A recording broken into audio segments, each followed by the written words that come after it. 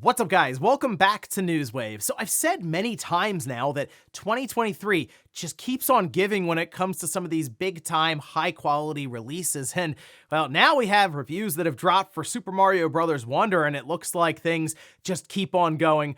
We're going to go over that, though, here today. Also, we are going to be talking about the NPD sales for September, as the consoles seem about where we expect, but people seem pretty surprised as to the game that came in the top spot for software. Oh, and also we have Hogwarts Legacy coming up for the Switch, and we got our first screenshots for it, and a few other questions around some of the other details. So if you guys enjoy these videos, make sure to hit that like button, helps out a ton. And if new here to the Spawnwave channel, make sure you subscribe down below. And we're gonna start today with a bit of a nostalgic trip back to 2016 when Nintendo first revealed the Switch in that trailer that is actually no longer available, at least from Nintendo, as it appears that they've pulled it down. And this was pointed out over on Reddit, where a person says that the original Switch reveal removed from Nintendo's YouTube channel. And people aren't really sure when it happened necessarily. It's just, it got noticed the other day.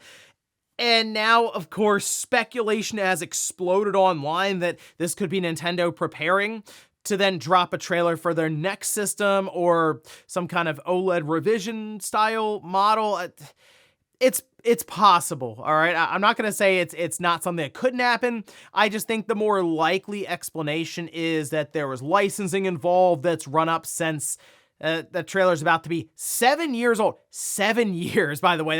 That is mind-blowing to think that it's really been that long since the Switch was first unveiled in that trailer. But wow, Time certainly flies, but 7 years ago, we got our first look at the Switch, so who knows, maybe here soon, Nintendo could legitimately show up with a random trailer just to give us an idea as to the next concept and say, hey, we'll see you next year in 2024, but my money is just the licensing around music or actors, whoever ran up and Nintendo had to pull it down. Also, while we did talk about a patent from Nintendo yesterday, let's take a look at a patent from Sony that shows an interesting idea for one of their controllers, which we can see the diagram here. And it says the controller is designed to act both as an input device and as a headphone storage, charging, and connection case. Using the controller as a headphone case and an earbud charger eliminates the need to manage two separate devices. This simplifies the overall user experience as the user has one less device to manage communication with the gaming device. That's kind of interesting, the fact that you could have your earbuds placed inside the controller when you're not using it, take them out, and I guess the earbuds would also then connect to your controller. This kind of plays into the idea of kind of the cloud streaming stuff once again, as it's already technically been available before through mobile devices, iPads, phones, and it does seem like Sony is making a big push once again into the streaming side, so it's possible they're playing around with the ideas of simplifying travel with some of your different accessories by having the earbuds store in your controller. It's a patent, doesn't necessarily mean it's going to turn into something, but it kind of shows exactly what plans they may have going into the future and what some of their ideas could be. Oh, and of course, tomorrow we do have Spider-Man 2 coming up, and Insomniac did have a message for anyone out there who's getting it physically on a disc. We can see this posted up over on their Twitter account, where they say the disc contains the entire game and is playable from start to finish, no patch or online requirement. But for the best experience, we highly encourage physical disc-based players to download update version 1.001002 on launch day prior to experiencing the opening mission of the game for the first time. This update features polished the gold master version of Marvel Spider-Man 2 available on disc, which improves the opening sections of the game and includes other general refinements to your Spidey experience, including some additional accessibility options. Now, if you're getting it digitally, maybe you've already preloaded it, you don't have to worry about it. It's already patched up, good to go, the newest version there. So it is also nice to hear that the disc itself does contain the entire game, and it's not some day one patch that's necessarily required, but it will make your experience a good bit better with a more polished opening, and as they mentioned, more accessibility features, so make sure you update it, of course, before you start it up if you buy it physically. And guys, with some of the quick news out of the way, let's get into the bigger stuff. Let's start right away with the other big release that's coming out tomorrow, and that's Super Mario Bros. Wonder. And there has been quite a bit of wonder around exactly how this game was going to do with reviewers. Where would it land on the Metacritic scale, as we've seen some of the recent 2D Mario games be very safe and I mean, kind of by the books.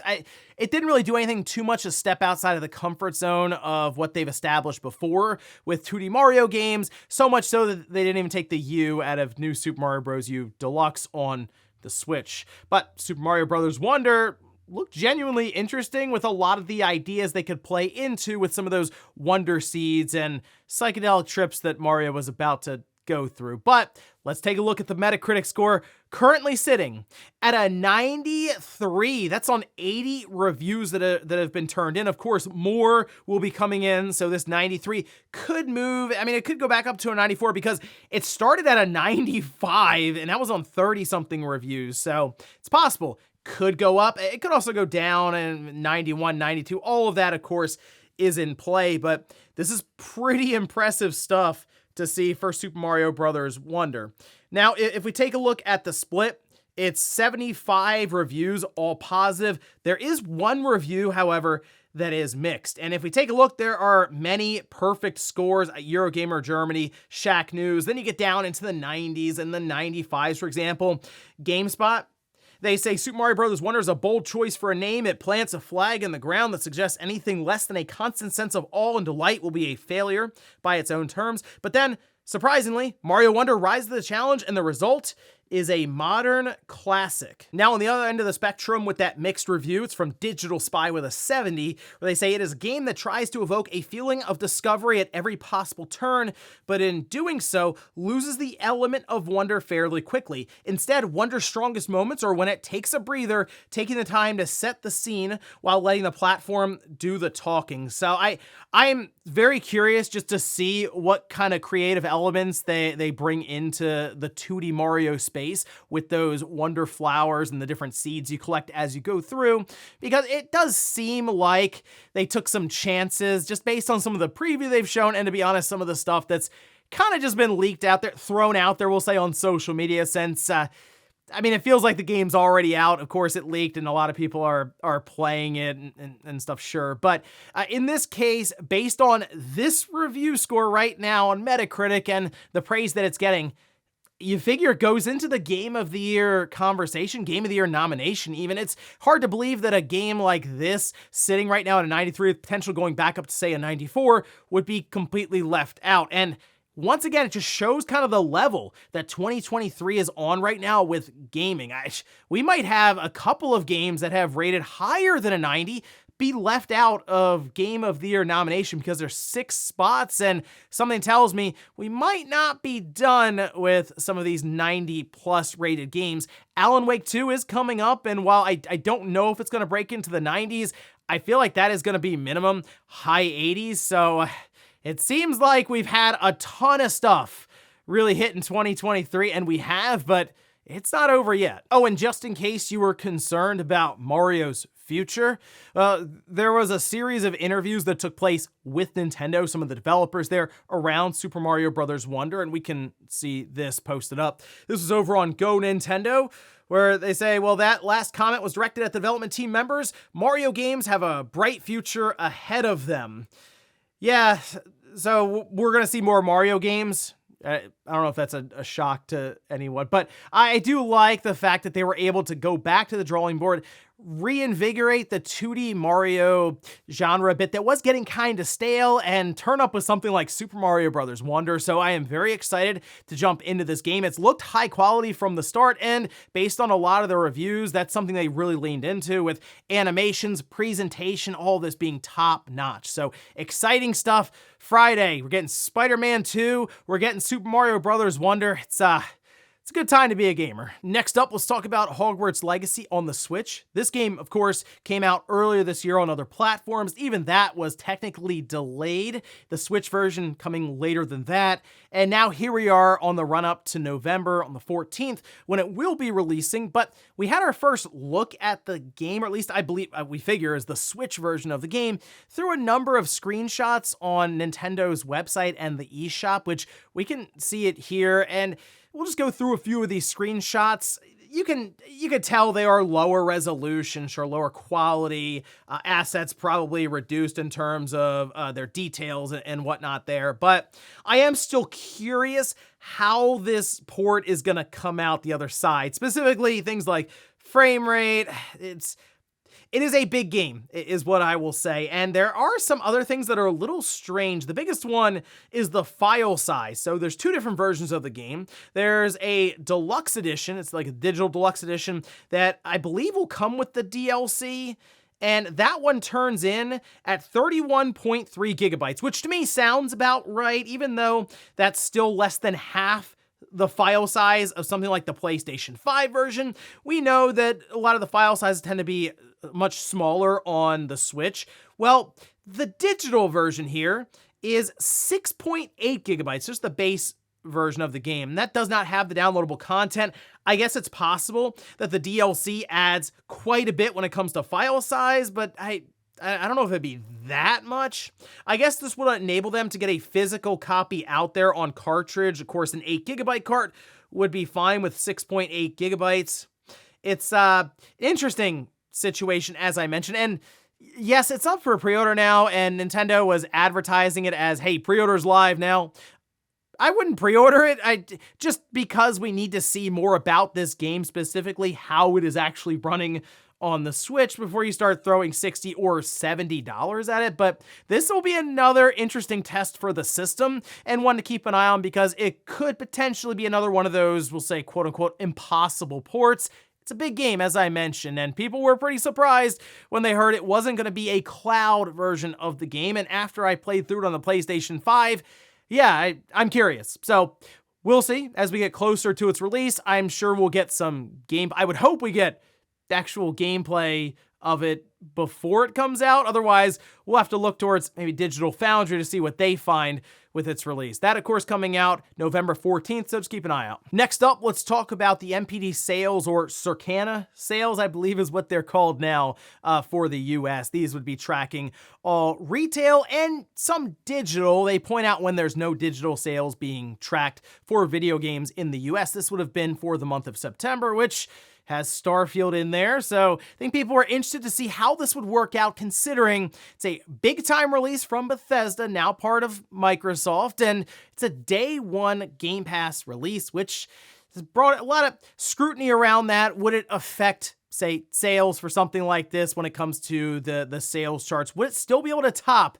the software for that month, despite being part of the subscription service? Well, first things first, we will start with the hardware. We can see this was posted up by Matt Piscatella on Twitter, saying PlayStation 5 remained the best-selling hardware platform in both unit and dollar sales during September 2023, with Xbox Series again ranking second across both measures. So we are seeing the Switch kind of falling back a bit, and this is something that's become a bit more common in the US for the Switch. In Japan, it actually appears to be trending upwards year on year.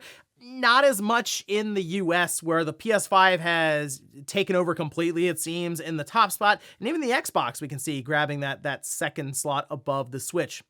If we move over to the software for the month, okay, this is interesting.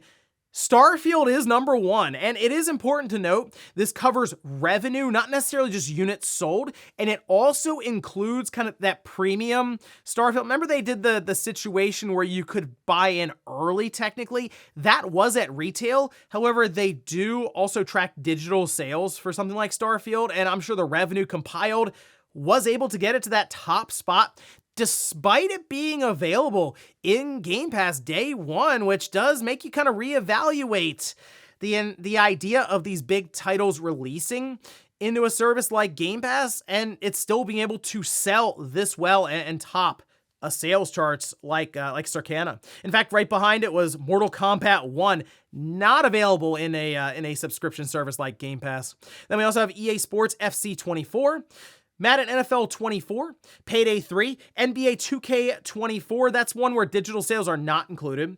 At number 7, we have the Crew Motorfest. Armored Core 6, Fires of Rubicon. That one's hanging in there at number 8. And we did get word that Armored Core 6 is coming up on 3 million copies sold, which is very impressive for Armored Core. That's significantly higher than any other entry in the series. So Armored Core fans, yeah, I think we're in good shape going forward. And yeah, I would expect an Armored Core 7 at some point. Then we have Hogwarts Legacy at 9. And to round out the top 10, we have Call of Duty Modern Warfare 2. Now with Starfield's performance here topping the September sales charts, that was enough to immediately push it to the 7th best-selling game of the entire year. Again, despite just 1 month being tracked. So yeah, Game Pass didn't necessarily affect the sales in the sense that it wasn't able to move units or create revenue like that. And I do believe Microsoft has figured out that they can sell technically quote unquote early access, even though the game clearly was ready to go at that time. I know they have done patches since then, but every game gets patched. I mean, sometimes it takes 7 months just for a game to get fixed after its official release date. So maybe this is something that Microsoft continues to do going forward, as they can sell the game early at a higher price and then also have it go into Game Pass on the promised day one release for subscribers. So interesting. Maybe it really is possible for something like Game Pass to exist and still make a lot of money on game sales, which I think is going to contrast a lot of analysts and really just people online and their beliefs around this entire structure Microsoft's trying to build. But at least for Starfield, it seemed to work. And in our last bit of news, let's talk about Phil Spencer once again on the official Xbox podcast, as he did kind of discuss some of the legacy intellectual properties that Activision Blizzard holds, as well as some of their other studios and dormant intellectual properties that really haven't been utilized much, and if he would be behind the idea of any of these studios going back and trying to recreate or revive some of these IPs. We can see this posted up over on VGC where they did transcribe it. He says, the amount of franchises that we now have in our portfolio is kind of inspiring. It's daunting. I feel that we have to be a great custodian for the content that we touch. These are memories from people on different platforms, different decades. And I want to make sure that when we're going back and visiting something, that we do it with our complete ability, a motivated team that wants to go work on something and make a difference, not just create something for financial gain or create something for a PR announcement and not deliver on the product. Looking at you, KOTOR. So I'm going to start with the teams and what are they passionate about. And that's why I'm excited to go on these studio visits, and then we'll look at it. It is interesting to think about some of the intellectual properties that have just been brought up during this entire acquisition period between Microsoft and Activision Blizzard. Obviously, Guitar Hero has come up many, many times. I think that's more because Activision was already planning a revival, and it already might be in the works anyway. But like Hexen, StarCraft, those have been brought up. I'd love to see the continuation of Tony Hawk, because I think that immediately went on the back burner when Vicarious Visions was merged into Blizzard. But then you also think of things that just Microsoft has that people have been calling for, like Banjo-Kazooie. Well, Toys for Bob is now part of Microsoft, so you feel like you could do some crossover there and make that happen. But I think it is very important what Phil Spencer has said here, that you need the team to be motivated and passionate about a project that they're going to work on, because they're going to be working on it for 4, 5, even 6 years with how long some of these games take to develop. And if they're not really fully behind their vision and what they want to do with it, or at least the team wants to do, it does show in the game and the final product. Thinking of Redfall, we had a lot of reports that Arcane just weren't all in on it, and it did show in that final release for it. So I would love to see Banjo-Kazooie as a great example come back, but I also understand Rare now is way different than Rare when I was younger and enjoying some of those Nintendo 64 releases, even early GameCube releases. They genuinely like making Sea of Thieves, from what I've heard, what we can really see currently. And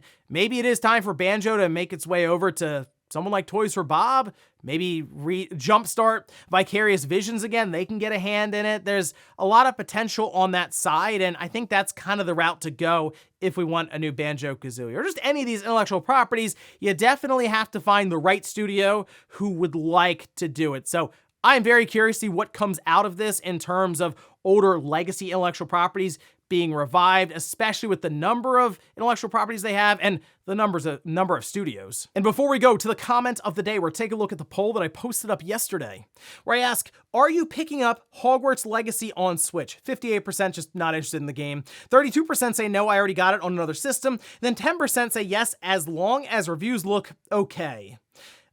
I don't think I'm curious enough to spend $60 on the game necessarily on the Switch. I guess if WB or whoever just has review copies going out, I might be interested in just grabbing one to see how it runs on the Switch and at least give people an idea as to what we're looking at with it. But I've already played the game on the PlayStation 5 and I think I'm good, but I am curious to see the reception around this game when it releases on the Switch, because I do think there is an audience there that is interested in playing something like Hogwarts Legacy on the go. So yeah, I feel like it should do well enough despite it coming out like months and months after some of the other releases. And we'll finish up with the comment of the day, as you're seeing here.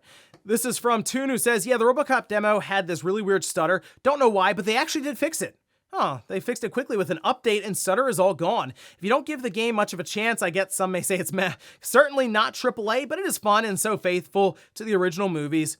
Really cool thing they have going on, and it's legit. I'm not expecting this game to come out and score high 80s, 90s, something like that. I just wanted a fun arcade RoboCop game, and from what I played with the stutter, it's good to hear they fixed that though on PC. It's what I wanted. So yeah, I'm gonna check this one out when it releases here, actually in a couple of weeks now. So exciting stuff. Again, 2023 just keeps on going. We're gonna have some Spider-Man to play. We're gonna have some Mario to play. There's a RoboCop game coming up. They're remaking Star Ocean Second Story, Super Mario RPG, and we've already had so much stuff really. Are we sure 2023 is not the best year in gaming? And ladies and gentlemen, that's gonna do it here for Newswave. If you enjoyed this video, guys, hit that like button. If not, hit the dislike. Leave comments down below, but everything we talked about here today was Super Mario Bros. Wonder now coming in at a 93 on Metacritic. Were you surprised by that high score, and are you picking it up tomorrow? And then also, what about Starfield topping the sales charts despite going into Game Pass day one? And then Activision Blizzard, now part of Microsoft. What older intellectual properties would you like to see them revive? Thanks guys for watching, and I'll see you next time.